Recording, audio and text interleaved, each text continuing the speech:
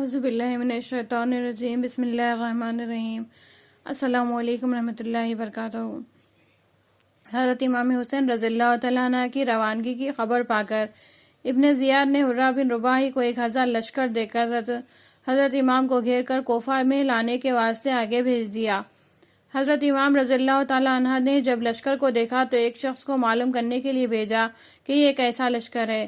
اتنے میں حرہ بن رباحی خود حضرت امام کے سامنے آیا اور کہنے لگا، مجھے ابن زیاد نے آپ کو گھیر کر کوفہ میں لے جانے کے لیے بھیجا ہے۔ حضرت امام رضی اللہ تعالیٰ عنہ نے اس لشکر میں خطبہ پڑھ کر فرمایا کہ اے لوگوں، میرا ارادہ ادھر آنے کا نہ تھا، مگر پے در پہ تمہارے خط پہنچے، خاصی دائے کہ جلد آؤ تو میں آیا۔ اب اگر تم اپنے وعدے پر قائم ہو تو میں تمہارے شہر چلوں، ورنہ واپس چلے جاؤں۔ حر بولے کہ خدا کی قسم میں ان خطوط سے خبردار نہیں ہوں۔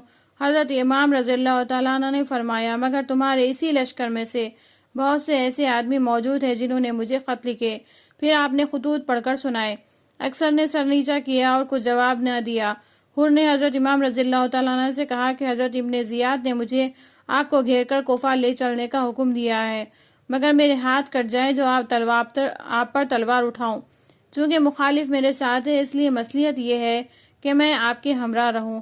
رات کو آپ مستورات کا بہانہ کر کے مجھ سے علیحدہ اترے، اور جب لشکر والے سو جائیں تو آپ جس طرف چاہیں چلے جائیں۔ میں صبح کو کچھ دیر جنگل میں تلاش کر کے واپس چلا جاؤں گا اور ابن زیاد سے کچھ بہانہ کر دوں گا۔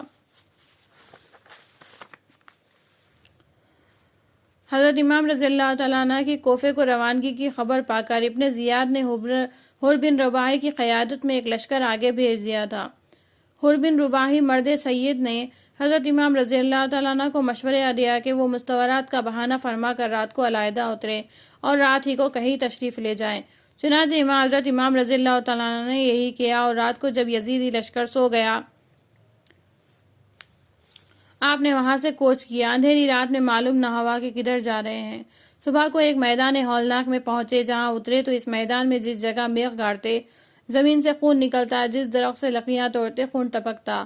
یہ حال دیکھ کر امام نے ہمراہیوں سے پوچھا، تم میں سے کسی کو اس دشت کا نام معلوم ہے؟ ایک نے کہا، اسے ماریا کہتے ہیں۔ فرمایا، شاید کوئی دوسرا بھی نام ہو۔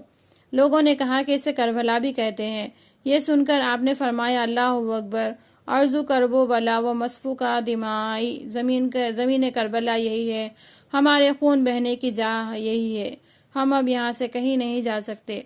علی اکبر نے عرض کیا، ابا جان، آپ یہ کیا فرما رہے ہیں؟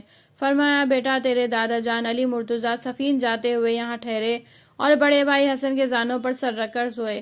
میں سرانے کھڑا تھا کہ روتے ہوئے اٹھے۔ بڑے بھائی نے رونے کا سبب پوچھا تو فرمایا، میں نے ابھی خواب میں اس جگہ حسین کو دریائے خون میں ڈوبتا ہوا، ہاتھ پاؤں مارتا ہوا اور فریاد کرتا ہوا دیکھا، مگر کوئی اس کی فریاد نہیں سنتا۔ پھر مجھ سے فرمایا، بیٹا، جب تجھے اس جگہ واقع عظیم درپیش ہوگا تو اس وقت کیا کرے گا؟ میں نے عرض کیا کہ صبر کروں گا۔ اس پر فرمایا، بیٹا، ایسا ہی کرنا کہ صبر کرنے والوں کا ثواب بے شمار ہے۔ یہ فرما کر آپ نے اسباب اتروا لیا، لب فرات خیمہ نصب فرمایا، اور دوسری محرم کو آپ دشت کربلا میں قیام پذیر ہوئے۔ حضرت امام حسین رضی اللہ تعالیٰ عنہ جب دشت کربلا میں اترے تو آپ نے اہل بیت میں یہ واز فرمایا کہ میری مصیبت و مفارقت پر صبر کرنا، جب میں مارا جاؤں تو ہرگز منہ نہ پیٹنا اور بال نہ نوچنا، گریبان چاک نہ کرنا۔ ہے میری بہن زینب، تم فاطمہ زہرا رضی اللہ تعالیٰ عنہ کی بیٹی ہو، جیسا انہوں نے حضور صلی اللہ علیہ وسلم کی مفارقت پر صبر کیا تھا، اسی طرح تم بھی میری مصیبت پر صبر کرنا۔ صدق اللہ العلی العظیم، وما علینا الا البلاغ۔ شہادت نامہ جاری ہے۔